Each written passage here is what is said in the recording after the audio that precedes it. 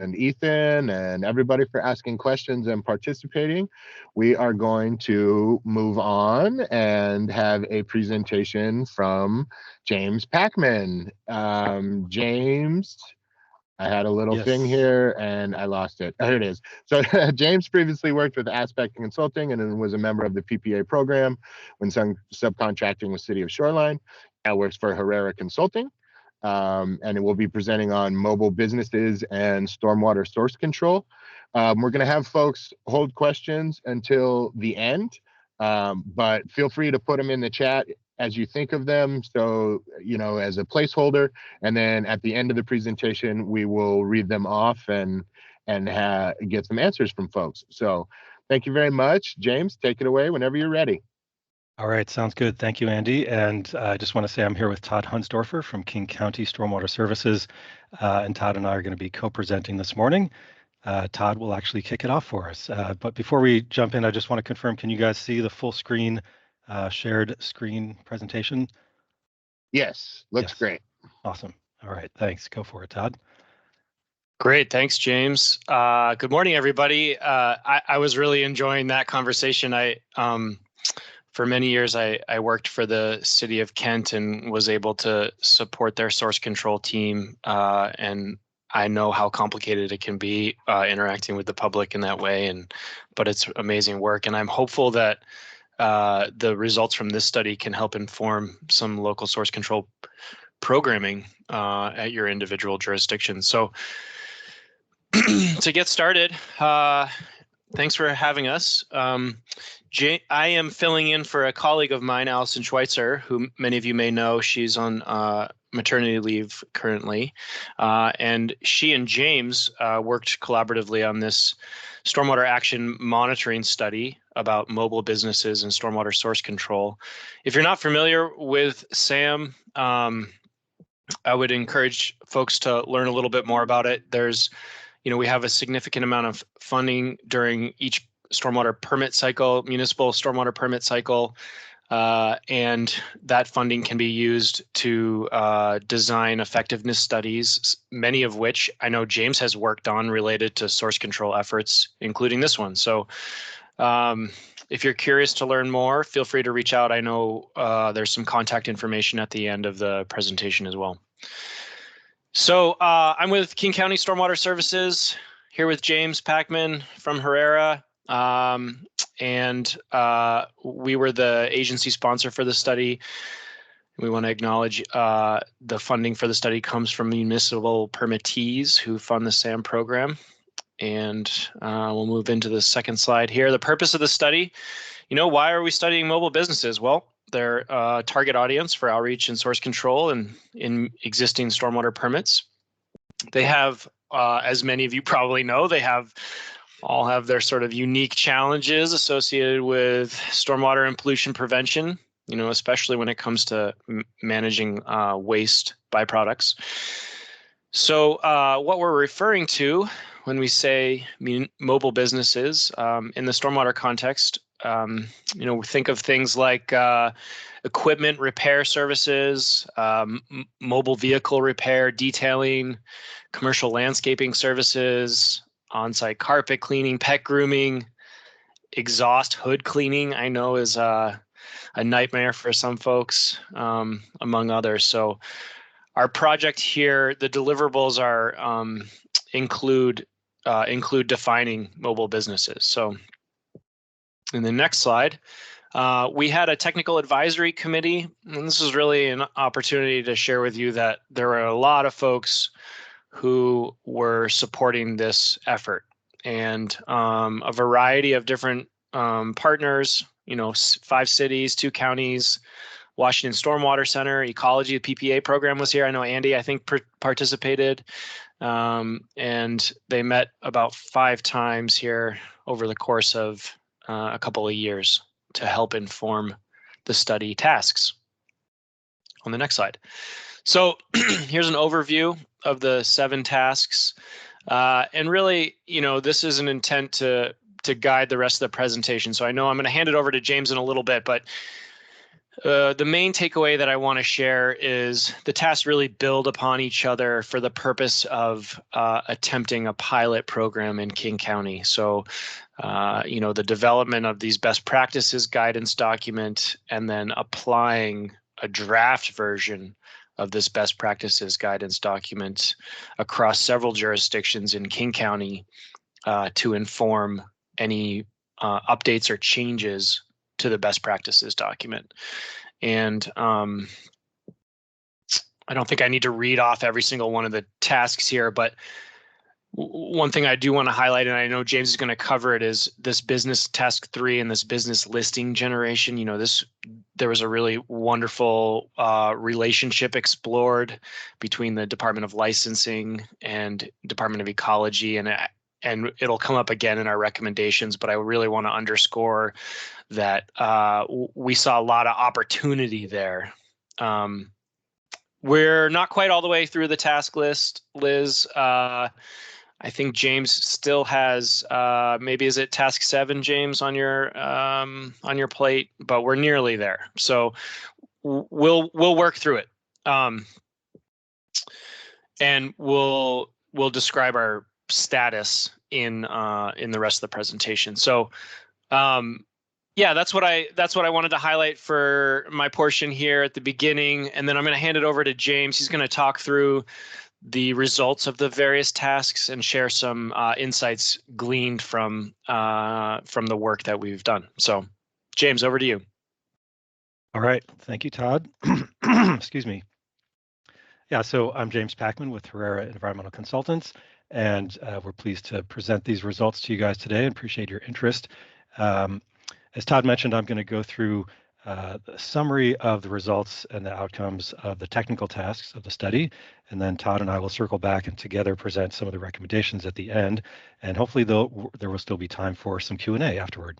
So task 2 of the study was a survey of municipal source control programs, and the goal of the survey was to engage with municipal stormwater permittees and find out things like what sources of information are used by the permittees for establishing their site inventories, and how mobile businesses are identified, if they are, and how jurisdictions work together. In total, there are 9 questions covering a range of topics from how source control programs are staffed and the training that occurs, as well as things like barriers to proper waste handling and more. So this pie chart here shows the response rate we got from municipal stormwater permittees in Western Washington, 65 respondees total, which is a pretty good response rate out of about 95 municipal stormwater permittees. And what we did appreciate was that there were responses across the spectrum from both phase 1s and phase 2 permittees, as well as primary and secondary permittees. And just to show the results from one of the questions here, we don't have time to go through all of the results, but for each task, we'll just provide a summary and highlight of some key findings from that task. For the survey task, what we're showing here is a graph that shows the responses for the question about perceived barriers to waste handling. This is a question that has come up many times in many venues regarding source control. And what we see here, what we've listed is the responses in order of the frequency that they were selected from top to bottom, with knowing how and where to dispose of waste being the most common perceived barrier to waste handling. But as you can see, all of the answer options received a significant number of responses. Transferring and transporting the waste, how to store it properly, as well as the 4th option down here, perceived disregard for regulations. That was a significant factor as well. And this just highlights the complexity of answering this question about perceived barriers to waste handling, and that's captured in the data point from the second from the bottom with multiple answers. You see that just about all of the respondents provided multiple answers to this question, just supporting the idea that it's a multifaceted issue. Okay, moving on to task 3. This is the business listing generation or business listing procedure task. And the purpose of this task was to develop a process to establish an inventory of mobile businesses within a given jurisdiction. And these are particularly mobile businesses that are of interest to stormwater source control. And you'll hear us say that phrase a few times during this presentation because we want to focus on the businesses that do have some crossover with stormwater management, specifically businesses that have some risk of causing some pollution. In addition, the purpose of the task was to help permittees prioritize those mobile businesses for the source control efforts, because as you'll see, we'll show that the sheer number of potential mobile businesses is pretty large. The procedure we used for this task was focusing on using business license data and the industrial classification codes, or the NAICS codes. And we chose to do this because this is provided as guidance in the permit, while permittees do not have to use business license data or even the industrial classification codes. They have to use some similar process if they choose a different approach.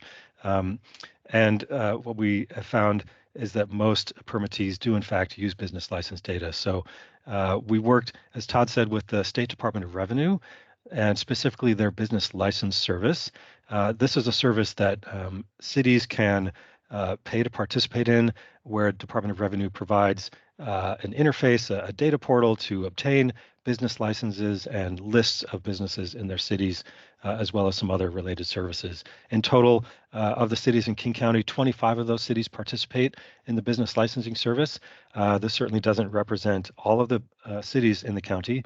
Other cities who don't participate with this particular program through Department of Revenue either manage their own business license data, or they hire a third party, most commonly File Local, who you may have heard of. Also, the procedure focused on specifically trying to identify a fingerprint of what a mobile business looks like. We did this in multiple ways. We used Python coding and a natural language algorithm to identify keywords and then search on those keywords using the business's own description of its services. There is a data field in the business license database called product description, or sometimes it has slightly different names. This is a private data field that can't be shared publicly, but what it is, as we say, the business's own description of its services. So we thought that that was just a gold mine that we could explore for trying to identify what type of mobile business it is and determine if it has some interest to stormwater source control. In addition, we focused on the endorsement that refers to non-resident businesses. And what this means is businesses who apply for a business license outside of their home jurisdiction. And while certainly there's plenty of mobile businesses that operate within their home jurisdiction, we thought that focusing on those that are non-resident would really help hone in on that subset of businesses that are traveling to do their work, which is one of the key components of a mobile business. The procedure also provided a prioritization schema for ranking the relative perceived risk of the industrial classification codes, and ultimately produced a weighted score for each business that indicates the likelihood of a business being mobile and being of interest to stormwater. And as you see here, nearly 30,000 possible mobile businesses were identified just in King County alone, and this ranged from the least number of possible mobile businesses, 163 in the city of Algona, to the most, just over 3,700 in the city of Kirkland. We're not sure exactly why the spread is as it is throughout the county, but just to give you a sense of the numbers we're talking about here. All right, so we want to present just one summary slide with some key information about the business listing procedure.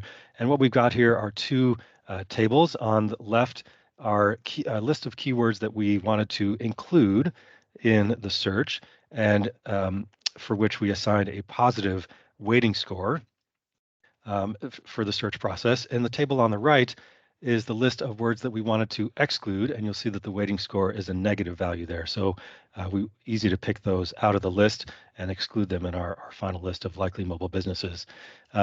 So just looking at the list of keywords, first of all, the table on the left is just a snippet from the total table. There wasn't room to include all of the keywords in total, but there were 50 keywords included on the table on the left that we assigned a positive score, and a total of 16 keywords on the right for which we assigned a negative score. And just to get into the weighting factor a little bit, the second columns here, As I mentioned, the keywords that we wanted to exclude, we assigned a negative score, and this includes things like, ambulance or cellular telephone or fireplace repair. Certain types of mobile businesses we just perceived are either relatively low or have no perceived risk to stormwater management. Um, and it should be said that this is a subjective list, and the list can also be customized in the keyword tool that we developed, which I'll explain a little bit more about in just a moment. But looking at the table on the left with the keywords that we included with the positive weighting factors, those weighting factors ranged from negative, well, from on the positive side from 0.25 up to 1, and they were usually in quarter point increments here. So just zooming down about halfway to the keyword of food truck, you see we applied a positive weighting factor of 1, indicating a food truck is almost certainly going to be some form of mobile business. But compared to the keyword right above it, fog, we assign that only a 0.25 weighting factor because fog could refer to what we think about with source control, fats, oil, and grease, but it could also refer to fog lights, fog horn, something else related to actual fog, like atmospheric fog. So just trying to identify these keywords, and that's where the natural language algorithm helped us. It provided some synonyms to the keyword list that we had created, and it provided a rating that helped us validate our selection of keywords. So there's a lot more we could say about this, but I will just point out that in some of these slides here, we've included the link to the final report for these tasks, and that links to the SAM website webpage for this study. And I believe you guys will all be receiving a copy of this presentation afterwards, so you can follow up and read more in our reports. In the meantime, moving on here to task 4. This was an analysis of IDDE data, or illicit discharge detection and elimination data. And just to give you a sense of what we're talking about, this refers to discharges that may or may not reach the MS4 or the storm sewer system that are reported on by permittees as required in the permit, in the municipal stormwater permit itself.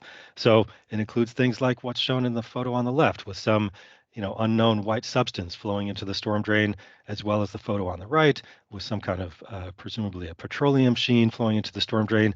But then the photo in the middle, grass clippings. Is that an illicit discharge? Maybe, maybe not. It could be an illicit discharge if it causes a blockage of the sewer. But these are the types of discharges that were reported, among others.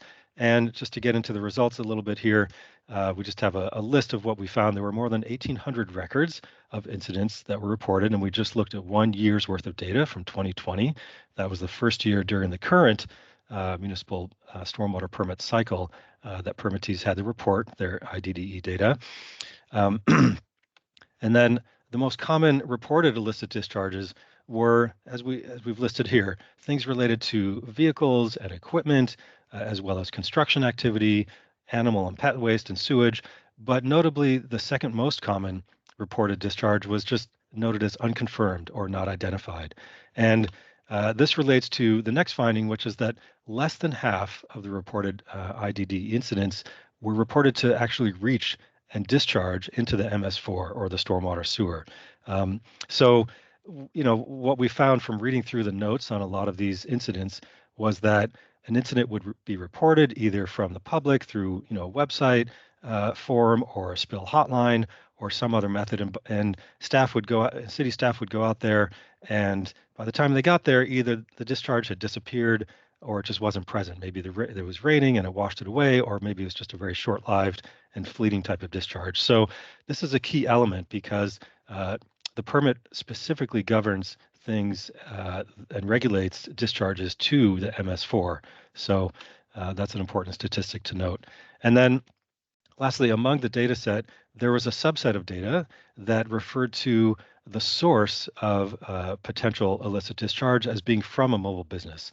However, you can see that only 61 of those records were indicated as such, so a really small proportion compared to the total records of 1,800.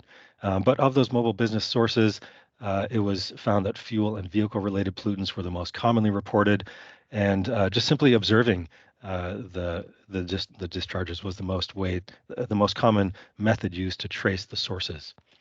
All right, so we've got a graph here to just highlight one of the findings here, and this relates to that point I was mentioning in the previous slide, whether or not a discharge, an illicit discharge, has reached the MS4 or the stormwater sewer. So the graph on the left represents the total data set, 1,800 data points. The graph on the right represents just the data records that indicated mobile businesses as the source, and so only 61 records represented in the graph on the right.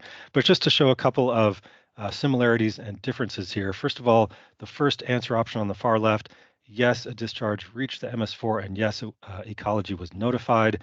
You can see on the left, the blue or lower portions of each bar represent phase 1 permittees, and the green or upper portions represent phase 2. The graph on the right, it was only phase 2 permittees that were represented in the mobile business data set. So we see a bit of a difference here in the relative number of illicit discharge incidents that were that reached the MS4 and that were reported to ecology, with relatively few occurring for mobile business sources. And then to highlight another pair of bars here, which is which are the ones in the middle, and this refers to the answer option of no, the discharge did not reach the MS4 and was simply cleaned up or never found. There's a relatively similar distribution among the total data set as shown on the left and just the mobile business source data sets shown on the right. So again, we have the link to the final report if you'd like to learn more and see more graphs like this that relate to many pieces of the data analysis, then you can click the link below.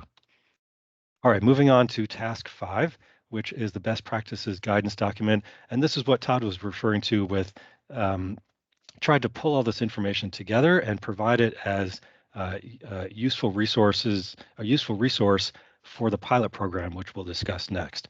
So the purpose of the best practices guidance was to provide information specifically for municipal permittees about mobile businesses. And it should be said that municipal stormwater permittees are the target audience. They were the target audience for the SAM study, not the mobile businesses themselves.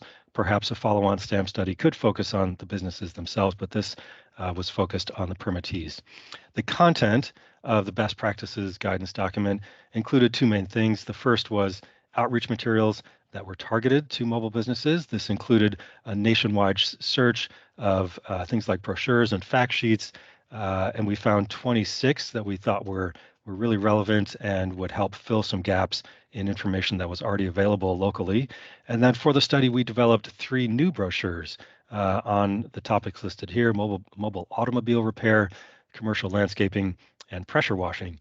And these topics were selected through an extensive process, discussion process with both the technical advisory committee for the study and the pilot program participants, as well as the study team, just gathering and reviewing a lot of materials out there. And I'll get into that a little bit more in just a moment here. But the other major piece of content of the best practices guidance document was a collection of BMPs that were related to mobile business activities. And we collected those from 3 of the leading stormwater manuals in the region for Western Washington, including King County Stormwater Pollution Prevention Manual, City of Tacoma Stormwater Manual, and Ecology's Stormwater Manual. And just to show here, I'm just going to go ahead and populate this slide.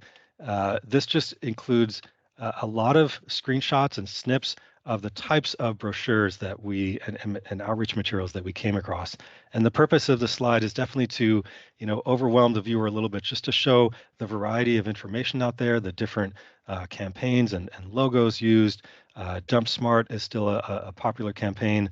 And then the upper right, most currently Only Rain Down the Storm Drain is also very popular. Some brochures show activities not to do, like the big red circle with the line through it, showing discharge coming from what appears to be a mobile services van.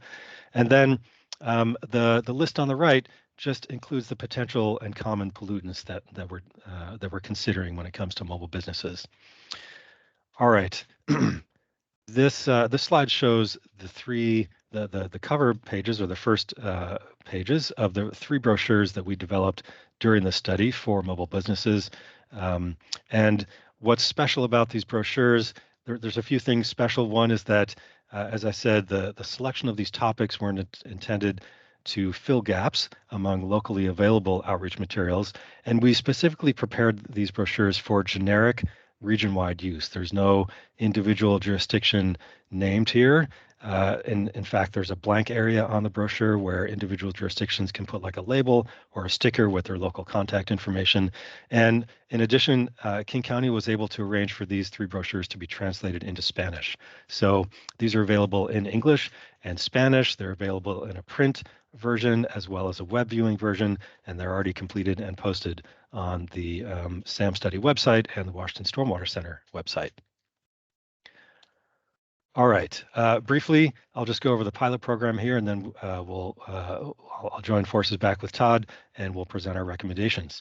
So the pilot program, this is, as Todd was saying earlier, and as I emphasized, this is where we tried to bring all these resources together for stormwater permittees to test out and use. We focused on permittees in King County, and the purpose of the pilot program, as I said, was to use and test these methods and procedures. This included specifically the outreach materials and BMPs gathered in the draft best practices guidance document, the lists of likely mobile businesses that were prepared from the keyword search procedure we developed, and then a lot of guidance and discussion about how to include mobile businesses in source control efforts. We prepared a plan for the pilot program, and the plan included scheduled meetings. There were 4 group meetings during the 6-month period that the pilot program occurred, and these meetings were really helpful to encourage cross-jurisdiction communication, sharing of issues, discussion of topics and hurdles. And in addition, at the end of the study, several participants prepared case studies, and we also had a survey from the participants to find out what went well and what could have been improved. The pilot program included 18 cities total in King County, and they're listed here. And what this map shows, this is the western portion of King County, and it shows all of the incorporated cities in King County. The cities in purple are those that participate in Department of Revenue's Business License Service Program, and the cities in gold are those who don't participate in the BLS program and manage their business license data either on their own or with a third party like File Local. And then the green checks on the map are all of the cities that participated in the pilot program. So we have representation from both the purple and gold cities, in other words, those who have worked with Department of Revenue to manage their business license data, and those who do it on their own. I know we're getting close to our time here, so just getting to the recommendation slide. Todd, I'll hand it back to you to discuss the first recommendation from our study. Thanks, James. Yeah, so what we wanted to highlight were these 4 recommendations, the first being the keyword search procedure. So, this was, it works for IDing likely mobile businesses of interest, and we're going to encourage jurisdictions to use this keyword search when updating or building their source control inventories. I think that's really the opportunity there for folks using the mechanism that was developed for this study. Great, and we're going to tag team it here, so I'll cover recommendation number 2, which is for ecology. And this recommendation is to consider updating the list of industrial classification codes or NAICS codes in the permit that is used as guidance for permittees to develop their inventories. Through this study, we just feel like there could be an improved or updated list of NAICS codes that could better represent the businesses and activities that are potential sources of stormwater pollution, and include specifically businesses that are mobile in nature. In fact, some of the NAICS codes listed in the permit guidance don't really capture business types, or I should say capture business types that we haven't found any significant crossover with stormwater. So it's an opportunity to update that information. All right. And then I think there was something in the chat too from Liz, and I wanted to highlight the fact that this is really an opportunity for jurisdictions to collaborate across jurisdictional boundaries. The number of businesses referenced earlier being about 30,000 across King County doesn't even include those businesses that are housed in neighboring counties that do work inside the county. So a real opportunity here to expand knowledge and work across jurisdictional boundaries. Great. And then our fourth recommendation is to, again, for ecology, but also for Department of Revenue. And this is to encourage the relationship that we established between ecology and revenue to continue for the purpose of trying to improve the business licensing process. That could be in the form of, from the stormwater perspective, it sounds really simple. Oh, let's just include a checkbox on the business license application that would indicate if you're a mobile business or not. Well, Department of Revenue, who manages business licenses, they're not so interested in stormwater. They're interested in revenue and taxes. So, making the case and establishing a useful way to include something like a checkbox that would indicate a mobile business is a much more complex idea than simply just adding it to the form. But as we said, we helped ecology establish a working relationship and a communication channel with a key person at Department of Revenue, and this could help with with recommendations to Revenue for including or revising the business licensing process to better capture stormwater and overall environmental considerations. All right, that takes us to the end of our presentation. Thanks everyone for your attention. We're glad to answer any questions if there's time. And yeah, thank you, James and Todd. Yeah, we can spend a couple minutes if anybody has any questions. I'd like to highlight a couple of questions that came up in the chat. And James, maybe we can start from the bottom here. Liz was asking about Seattle's participation, and my understanding was that they did not participate in the pilot program or the TAC. But Liz's follow-up question was about whether that meant that the business listing generation excluded Seattle-specific data if they didn't participate. Yeah, it's a good question and a bit of a complex answer, but the simple answer is that no, Seattle did not participate specifically in the pilot program. But as we said, for the business listing procedure, we focused on non-resident businesses. So a lot of the cities that participated in the pilot program, they are immediate neighbors to Seattle. So in some regard, we think that there are some mobile businesses from Seattle that are captured if they have applied for business licenses outside of the city of Seattle.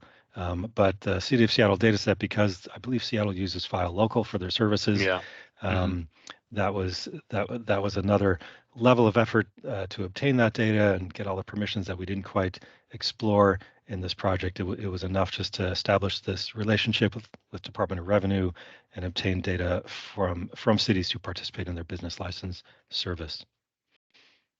And then a quick follow-up, James, related to slide 8. I'm wondering if you might be able to go back. There was a question about the language that was included in the listing generation related to carpet cleaners. So, yeah, that's the slide there. Liz also highlighted that maybe she doesn't believe there are 0 occurrences of carpet cleaners, and I think that this slide's actually the process was a little complicated, and maybe we want to explain how the occurrences are reflecting the keywords that were included. Sure. Yeah. So in the case of like carpet cleaners, I would agree. There certainly are carpet cleaners that are mobile in nature, but whether or not they use this phrase carpet cleaners in their product description, that's what this keyword search represents. So, we did try to include synonyms and similar words like cleaning or clean or rug. But what this appears to show is that the phrase carpet cleaners did not show up as a keyword phrase that was found. So yeah, this is a great example of how the keyword list could be further revised or customized to better represent the how mobile businesses describe themselves. And can I highlight too, James, that for folks on the call, this is just an excerpt of the list of keywords. So within the report, there's a much longer list, and having a recommendation associated with exploring the relationship with the Department of Revenue is one that I think can overcome some of these issues by offering an opportunity for mobile businesses to check a box that says they're a mobile business. Then it becomes less relevant, excuse me, what terms they use to describe their business. So Right. I'd like to point that out as well. Yeah. And good point, Gary. Yeah, the restoration, that's another way to consider the carpet cleaning too. Yeah. And I'll just mention the keyword search tool. This is it's in the form of an executable file that searches a spreadsheet database that has business license data in it, and then it spits out another spreadsheet with the keyword search rankings and the list of keywords that were used and the business license records that may be associated with that. So that the keyword search tool has already been created. We are now finishing up the instructions for using it, and that should be ready. We're expecting it to be ready this month. So it does include a way to customize the actual keywords used. So that's why we have that recommendation for permittees to actually try this out and see if they can, come up with a list of keywords that really relates to their perception of how mobile businesses describe themselves or what mobile businesses may be in their jurisdiction. Excellent. We have about 2 minutes left. Is there any other? So Alice asks, can this only be used in King County? No, the keyword search tool that can be used with any spreadsheet database that has business license data in it. And the constraint is that it needs to have certain data fields, including a data field that, as I said, is called product description or sometimes has variable names. But that product description field is what the keyword search process searches, and that's the field that includes the business's description of its services in its own words. So there are some certain data fields that need to be used, but it can be used with any any listing of business license data that includes that. And James, real quick, the within the documents provided here throughout the course of this presentation, there are instructions, or there will be instructions included for how to create that database from the Department of Revenue or file local. Yes. There's instructions about how to obtain it, and that's again part of the reason why we focused on cities that participate in the business licensing service, because they receive from Department of Revenue a database that can be pulled into a spreadsheet that is already formatted in the way that the keyword search requires. So there's an explanation of what that format is, and if you get your business license data from another source, then there will be a need for some upfront work by the user to prepare the data in the specific format. But once it's in the right format, the keyword search procedure can work with it. Excellent. All right. Well, thank you very much for your time and the presentation. I see. So both James and Todd's contact information is at the end of the presentation. The presentation will be on our SharePoint as well as a recording of this presentation, and we will get you a recording, James, of this presentation. So thank you very much for presenting, and folks, reach out to either James or Todd if you have follow-up questions or things to talk about. So thank you very much, guys. Appreciate you being here. Welcome. Thank you.